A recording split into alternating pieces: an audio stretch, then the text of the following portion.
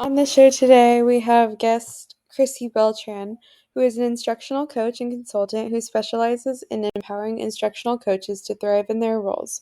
With years of experience as a teacher and later as an instructional coach supporting teachers in their classrooms, Chrissy has developed a passion for helping coaches gain the confidence, knowledge, and strategies they need to make meaningful change on their campuses.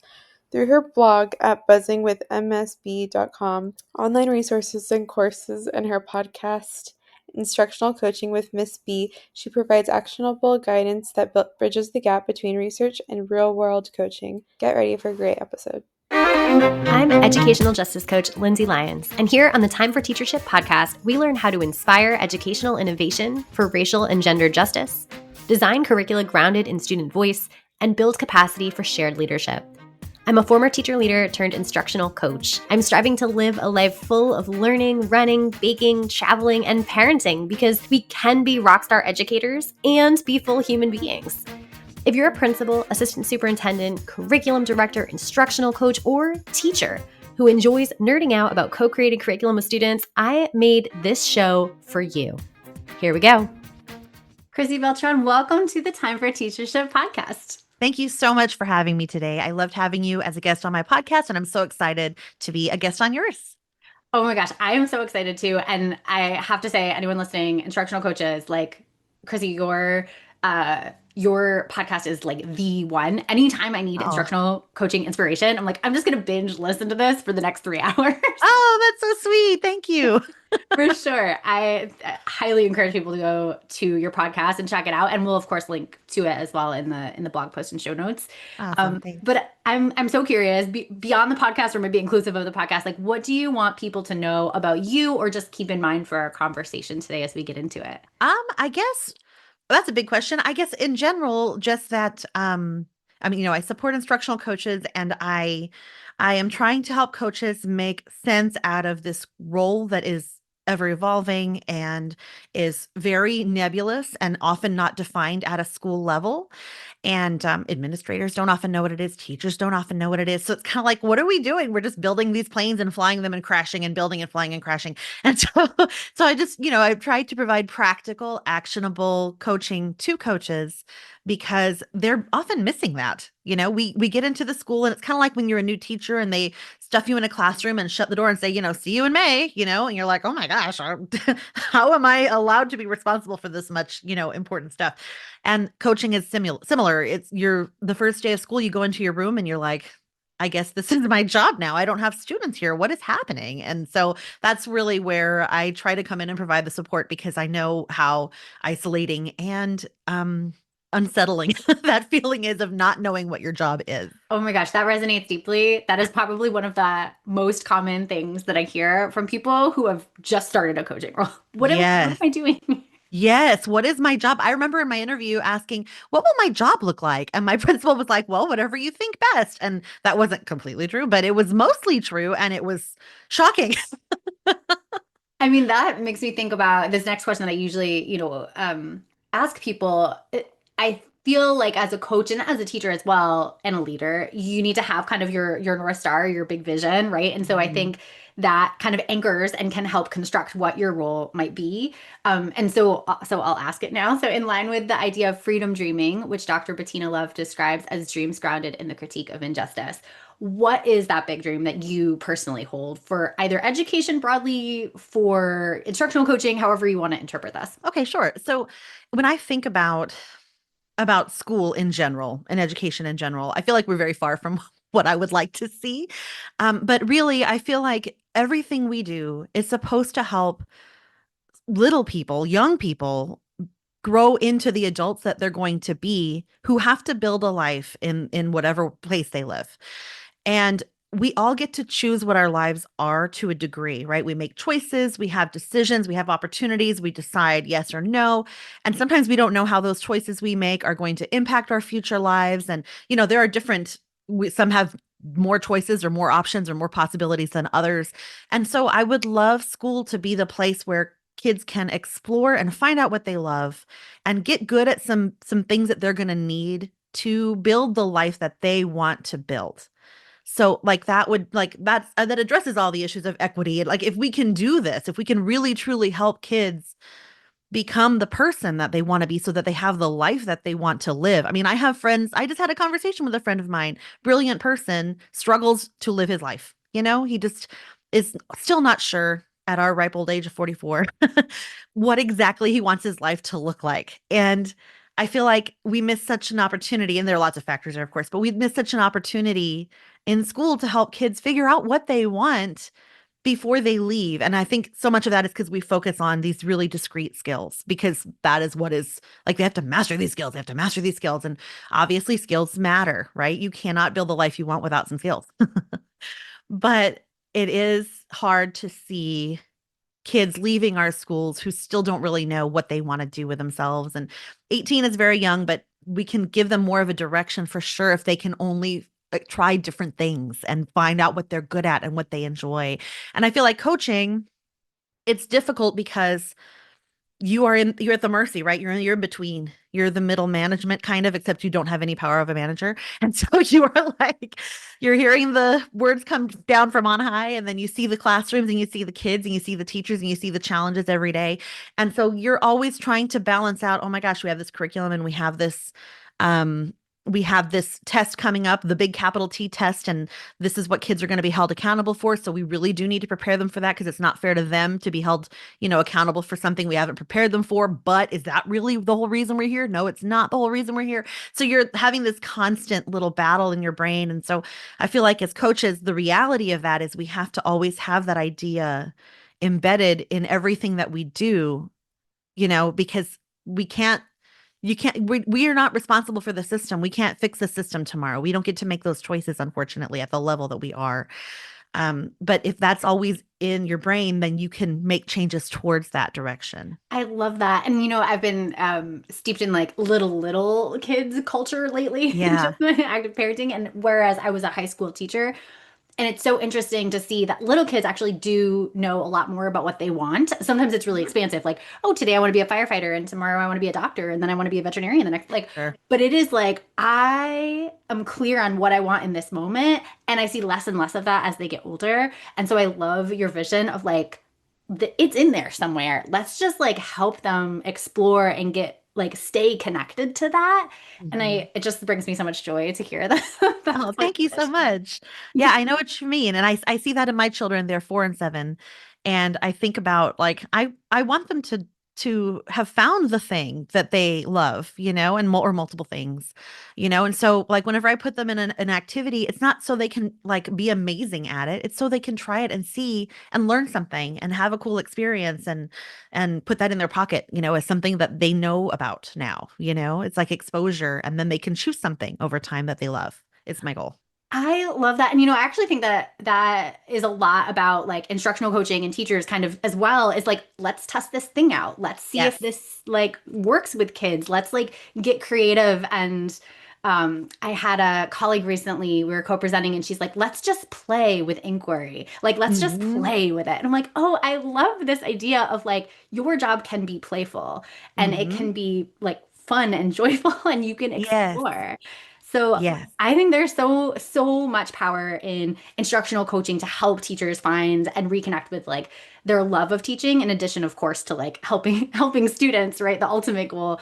But I'm curious. I think a lot of times, we go from maybe teachers to instructional coach, and it can kind of, as you mentioned, like be a very big shift where you're like, Hmm. there are no kids in this room. What am I doing Yes. now?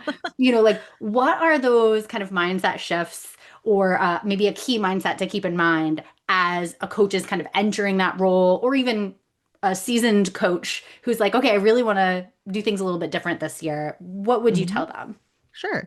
I think that in terms of the work that we do, we are there to support teachers because they support kids. Supporting teachers is not the end of our sentence. It's not the end of what we're doing. The purpose is to help grow these kids, right, into adults that have to make their lives, with all the choices that they have. And so, whenever we're working with teachers, it can be like at first, whenever you first get started, it's kind of jarring because you're like, this doesn't look like my classroom. I'm visiting these rooms. It's so different and weird. Why are they doing it like that? And it's hard not to have that. But you're a normal human being, right? We normally do this. We connect what we know and we're like comparing, and like this is different. This is weird. And so, at first we start out looking at what seems like not right, right? What seems off. And then over time, we can actually take a step back and be like, okay, well, what is the purpose here? What am I doing here? I'm not here to be like, well, this seems weird and that seems wrong and that's wrong and this is wrong. Instead, we have to like think beyond what we did in the classroom and think about a bigger purpose for our work, right? So if our bigger purpose is about supporting kids and growing them into kids who have opportunities, right? Into kids who have choices because they can do all the basic things and also they know some stuff about lots of different things, then we can kind of have that constantly running in the background of the work that we do with teachers and the work that we do with kids. And so instead of like focusing on what's wrong, we can be like, okay, how can I take this interaction, any coaching interaction, because we have millions of them and we don't even always consider them coaching, but any interaction you have with a teacher is an opportunity to like leverage that, right, into something bigger. And so you can say, okay, I'm having a conversation passing in the hallway, right? And I'm not going to change teaching. I'm not going to change it today. I'm not going to, completely reboot the system today, but I can do something that will help me move this conversation forward so that I can help the teacher grow in that direction and make the changes. And if we're always having our purpose in the back of your mind, and yours might be a little different than mine, right? Everybody has a different vision of what they would love to see school look like. But if you can have that purpose in the back of your mind, then you can kind of always find the kind of like the motivation and the energy to like move that conversation forward into something bigger and say, okay, I know that we're having a small conversation now, but I can leverage this by saying, why don't I come by and see that in your classroom tomorrow? Or would you like to come by today and take a look at this resource? Or, we can continue to develop the small seeds that teachers give us. And so if we can focus on like, okay, we're having a team meeting here and we're talking about planning and we're using a curriculum, right? And that feels kind of, restrictive, or it feels kind of dry and pointless. Sometimes you're like, oh, this lesson is like so corny or useless.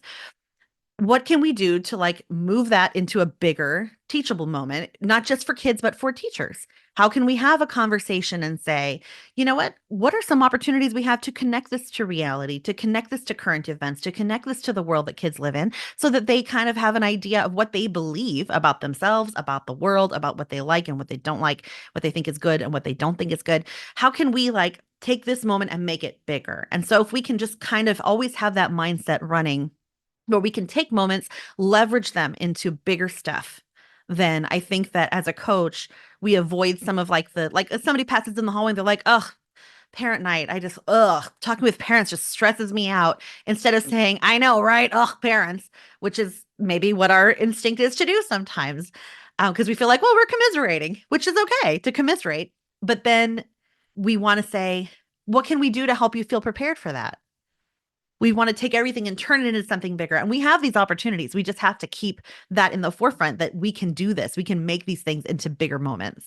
I love that. That's such a really great concrete example too, because I imagine that is a common thing people have encountered. Is Yes. like, do I commiserate as like a fellow teacher, which I might used to have been last year, Right. or do I coach forward? Right. Yeah. And you can do both. You demonstrate a little empathy by being like, I know it can be really stressful. What can we do is whenever you move it forward. Right. Yeah, absolutely. So I want to get into differentiating coaching for sure. Maybe let's take one more step just as like if I'm just getting into coaching or I'm kind of like redefining my relationship with my teachers, is there any kind of tip or action step that you would recommend for coaches who are just trying to define that role, get started, kind of address some of the challenges of that we talked about? Yeah, definitely. I think that some of it is that we have to have a clear vision for what coaching is. And if you have not been coached, or if you had been coached by somebody who maybe was not the vision of coaching that you would like, or had a role that wasn't maybe going to look like yours or wasn't ideal, which happens all the time that we get unideal roles. If you have had that experience, then I think it's really important to like really pause and paint a picture and envision, what do I want my coaching work to look like? What do I want my day to be like? Where do I want to spend my time? Angela Harkness and Lindsay Deacon, the EduCoach Survival Guide. I just saw them this summer in Round Rock outside of Austin at the Region 13 coaching conference. And they did a really neat little activity where you draw like a circle. You could do paper plate. And you kind of want to divide it up in terms of time and how much time you want to spend on certain things, like a little pie chart. And so I think that that can be helpful just in thinking about, okay, well, how much time do I want to spend in classrooms? How much time do I want to spend? Like I know that personally, whenever I first started coaching, I was responsible for facilitating PLC teams. And that was like an every Tuesday, once you hit the door, but till you leave the school thing, it wasn't like something I could choose or not choose. And that required preparation as well. So that was like Tuesday shot, right? Tuesday was gone. Part of Monday was also gone to prepare for Tuesday. Monday was also leadership. After school Wednesday was this, after school learning Thursday, I had to prepare for an hour of PD. Those things are just already like off your calendar. So then you really have to think about, with that white space that you have, what kind of coach do I want to be? And what is my coaching work going to look like? And the beauty of differentiating coaching is that I think you have to define your coaching role in order to be able to do this. And you have to have an idea of how you want to differentiate in order to find your coaching role, because you are picking strategies that you think will be most helpful to teachers to kind of focus on. And that's going to be the main crux of your coaching work. But then you're also saying, okay, in this moment, how am I going to be responsive to teachers? Hi, this is Leah popping in to share the free resource for this episode. It's a book pass PD strategy. You can find it at the blog post for this episode, www.lindsaybethlyons.com/blog/243. Now back to the show. And that's where we differentiate. That's where we create the personalized experience. So in terms of like defining your role, you want to have big picture ideas, and you want to have like a goal and a vision of what you want your coaching to be. And you want to be able to clearly communicate that with administration and clarify all of that first before you even bother talking to a teacher, because if not, you're going to be sadly disappointed, and it's going to be very confusing for teachers as well. So make sure you're on the same page there, and then make sure you can communicate it clearly with teachers. And when you go to introduce yourself, that you are clear on what a coach is and what a coach isn't, that it is a partner, it is somebody to help support teachers to grow, to find opportunities for learning, and to do that together. And it's not that you're going to be able to fix anybody. You're not going to fix anything and walk into a classroom and just change everything overnight. It's not going to happen. And I think that sometimes that's a position that administrators put us in. So be aware of like the realities of the role, define it clearly with what strategies you're going to focus on. So then you have flexibility within that to meet teachers' needs, because you already know the big picture, if that makes sense. That makes total sense. And I am so curious, as you like kind of preview differentiated coaching strategies and stuff, I'm like, ooh, I want to know more. So can you take us through, I mean, I know your book is on differentiated coaching, and I'm so curious to know, just like what's included in that? What does that mean? What does that look like? Sure. So yes, I am writing a book. It should be coming out in May or June with ASCD. So I'm super excited about that. And it's about a coaching strategy toolbox. So the idea is that each of us has this little toolbox, and it's full of different strategies. Some of them you don't even realize are going to contribute to your coaching, right? And so in terms of the value of each strategy, I have them sorted into low impact, medium impact, and high impact, because some strategies are more impactful in making classroom change and some are less so. But that doesn't mean we never use them. It doesn't mean they aren't valuable for a purpose. So you kind of have to consider in the moment, okay, what is my purpose? What is my intent? How much time does the teacher have? Like, how responsive are they to the work that we are trying to do here? Do they like working with me? Do they not want to work with me? It's just the reality, right? And so you have to think about what your purpose is in order to select some possible strategies that could move your interactions forward. And so kind of like I mentioned before, really responding to teacher needs, being attuned to like, what is the actual issue that they're having so that we can address that instead of just having like a trite response or, well, have you tried the curriculum, and, kind of directing people back to stuff they already know.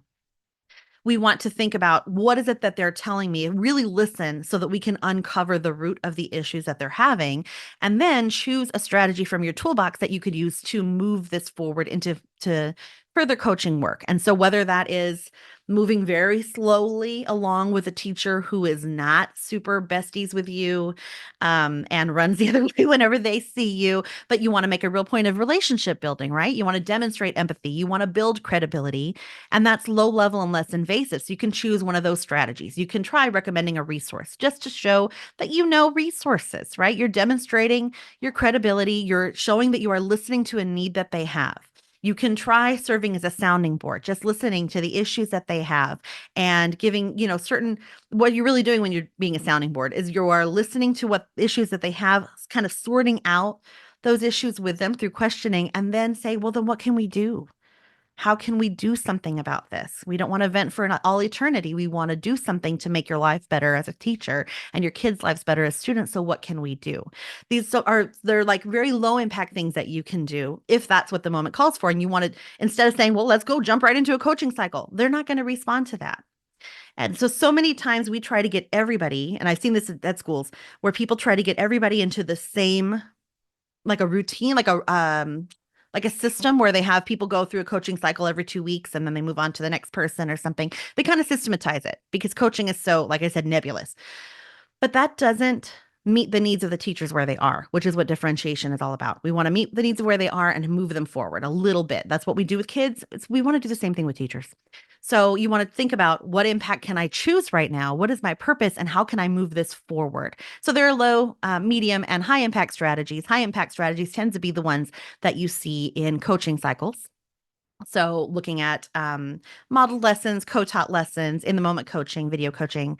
And then medium impact strategies are more about alignment and knowledge building, things that you would tend to do in teams, but you can do one-on-one as well. Wow, that's incredible. And thank you for giving those specific examples, because you're right that not everyone wants coaching and there are people who literally run. Yes. So that's so helpful to think about, okay, like what do I do here? And then what do I do with perhaps the new teacher who's like, I want to try all the things, let's go coaching. Yay. Right. Yeah, exactly. Because you want to respond to the person in front of you. You want to teach and coach the actual teacher, not like the model cookie cutter of a teacher, right? And so we have to support the person that we're actually working with by responding to the needs that they have and to their interest level and to their skill level. And sometimes the best thing we can do is just continue to move the relationship forward, because if we dump in a really high impact strategy right at the beginning, that can be a real turnoff. Like if you're working with a veteran teacher and you offer to model a lesson, they're probably not going to be super excited if they were not already excited about you. Yeah, exactly.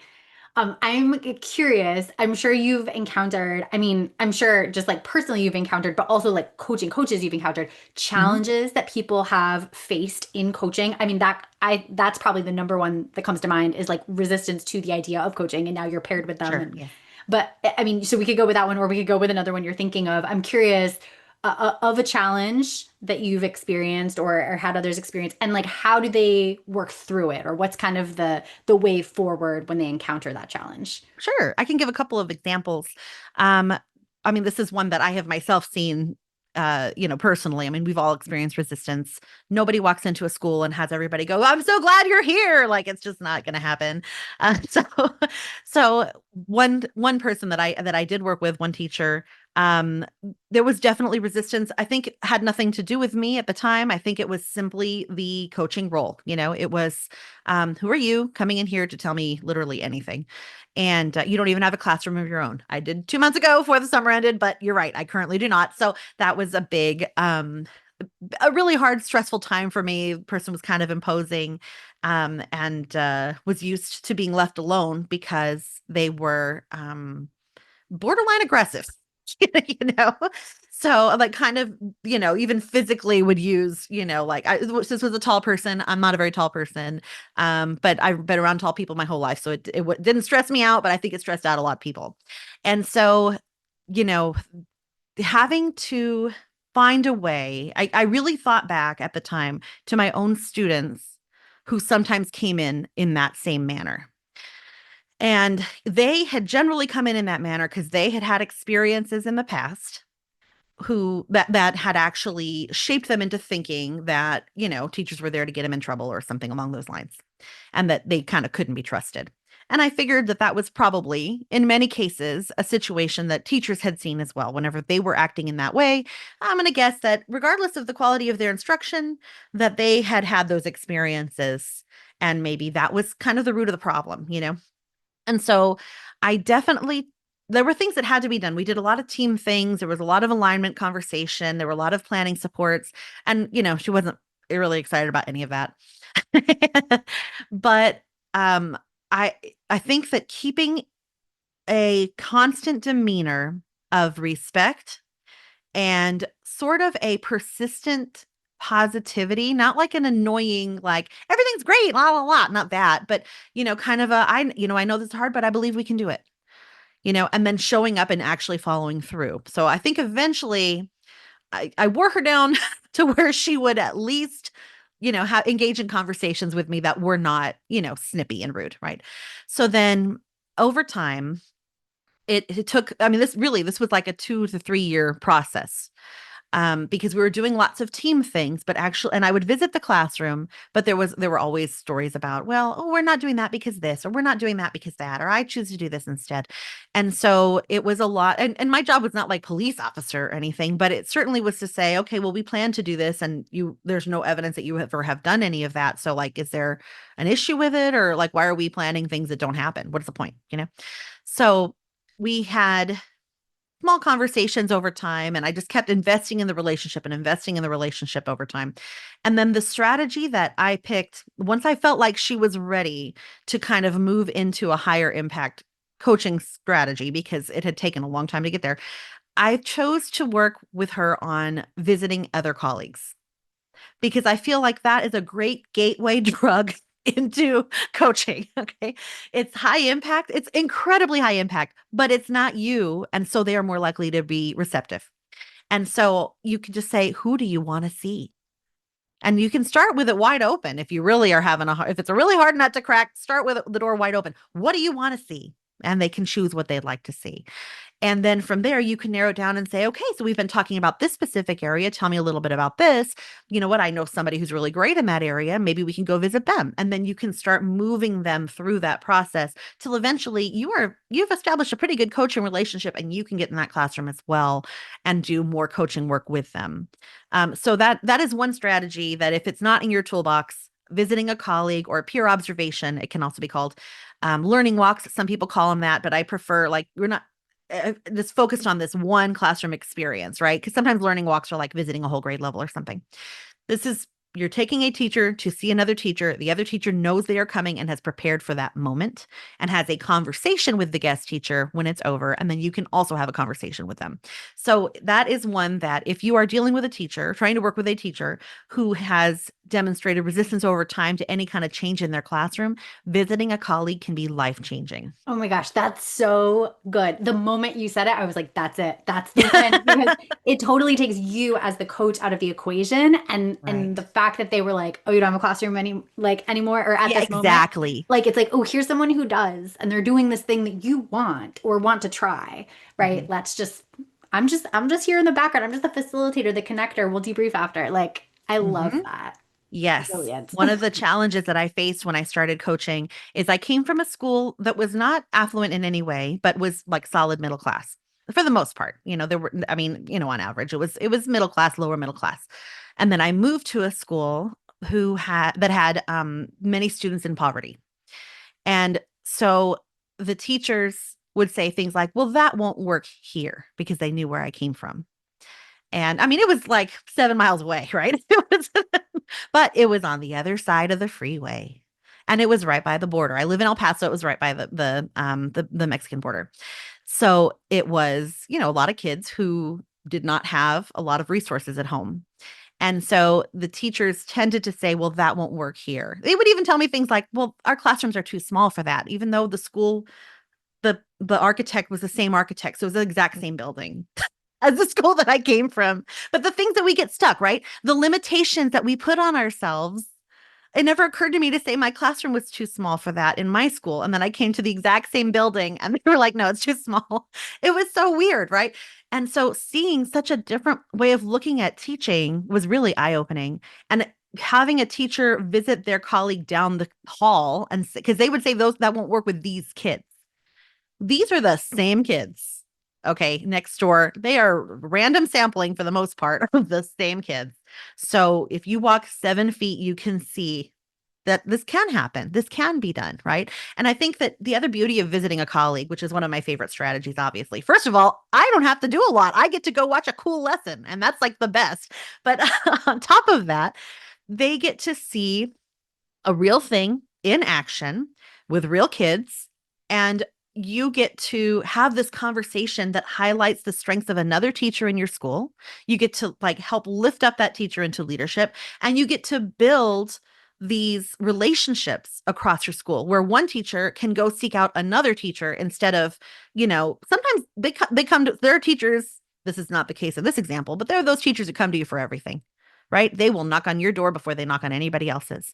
And you want them to have another friend that they can trust, that they know is a great teacher, that they can go knock on their door too, because they're going to get such a different perspective from that teacher. And they are going to build the cross grade level, cross vertical alignment teams that really make schools grow. If everybody looks to you all the time, you can't grow a school. There's one of you. It's not possible. You've got to help build those relationships across your school where even second grade can go to fifth grade because they know that fifth grade teacher is so good at teaching writing and they want to see what they do. Brilliant. Oh my gosh. Also one of my favorite strategies. I'm so glad you highlighted all of those pieces. Brilliant. Okay, as we wrap up the episode, a little bit of a lightning round here for the last few questions. So Okay. what is one thing you would encourage audience members to do once they end the episode? Something they could implement right away? I think a really tangible thing, because it's a lightning round, right? So a really tangible thing, you can tell I'm not good at lightning rounds. Something that it's easy to do is really take a look at what does your coaching look like right now? What strategies are you comfortable using? And then add one, so that you can differentiate further and meet teachers' needs in a different way. Brilliant. Okay, next one. This is for fun. It could relate to what we're talking about or not, but what is something you personally have been learning about lately? So I love to learn through reading historical fiction, and I know it's not like I need the story first and then I can dig into the history. So that's what helps it stick in my brain. Without a story, it doesn't stick. So I read this book about ancient Vietnam, and these two sisters, it was based on a true story of these two sisters, and they had been trained their whole lives to be like warriors. And then their father, because this was whenever the Han was like, had like overtaken the country. And so the father, and they had completely undone their ways. I did not know that Vietnam prior to that had been like a matriarchal structure. I had no idea. So whenever the Han came, they were like, no, you're going to like get married. You're going to have, these households. You're going to raise your children in this way. All this stuff is really interesting. And so these two sisters became warriors. And then whenever their father was executed, they raised this army to fight against the Han. And it was a woman, like an all women army. And I had never heard that story before. And I did not know that's what the book was about when I started reading it, but it was fascinating. And it was based on a true story. Oh my gosh. Okay, now that needs to go on my TBR. Yeah, it's called Bronze Drum is the name of the book. Bronze Drum. Okay. Yeah, it was really good. Sure. And then finally, where can folks learn more about you, connect with you, maybe share the name of your podcast? Sure. Podcast is Instructional Coaching with Miss B. You can listen anywhere you listen to podcasts. And then you could also listen on the website at buzzingwithmissb.com. And so I try to get the episodes on there as well every week. But, there's like over 250 episodes. So, there's bound to be a topic you're interested in. Amazing. Thank you so much. And we, when that book comes out, we can always like link, even if this episode airs before it, we can go back and link it so that just people can find the book, and we'll keep you all posted on that. Awesome. Thank you so much. I appreciate it. Yeah. Thank you, Chrissy. This was absolutely amazing. Thank you so much for sharing your brilliance. Thank you. I'm so glad that I got to talk with you today. If you like this episode, I bet you'll be just as jazzed as I am about my coaching program for increasing student-led discussions in your school. Shane Safir and Jamila Dugan talk about a pedagogy of student voice in their book, Street Data. They say students should be talking for 75% of class time. Do students in your school talk for 75% of each class period? I would love for you to walk into any classroom in your community and see this in action. If you're smiling to yourself as you listen right now, grab 20 minutes on my calendar to brainstorm how I can help you make this big dream a reality. I'll help you build a comprehensive plan from full-day trainings and discussion protocols like Circle and Socratic Seminar to follow-up classroom visits where I can plan, witness, and debrief discussion-based lessons with your teachers. Sign up for a nerdy, no-strings-attached brainstorm call at lindsaybethlyons.com/contact. Until next time, leaders, think big, act brave, and be your best self. This podcast is a proud member of the Teach Better Podcast Network. Better today, better tomorrow, and the podcast to get you there. Explore more podcasts at www.teachbetterpodcastnetwork.com. We'll see you on the next episode.